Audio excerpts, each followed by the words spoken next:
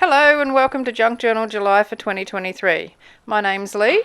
I'm from Australia, and during the month of July I'm going to create something in my little accordion journal using the prompts provided. These are going to be quick projects that I hope will motivate and inspire you to do something in your own journal every day. This is an open challenge hosted by Meg from Meg Journals. If you want to join in the fun, the prompts are available from Meg's channel. There's a link in my video description box. Okay, let's see what today's prompt is and get creative.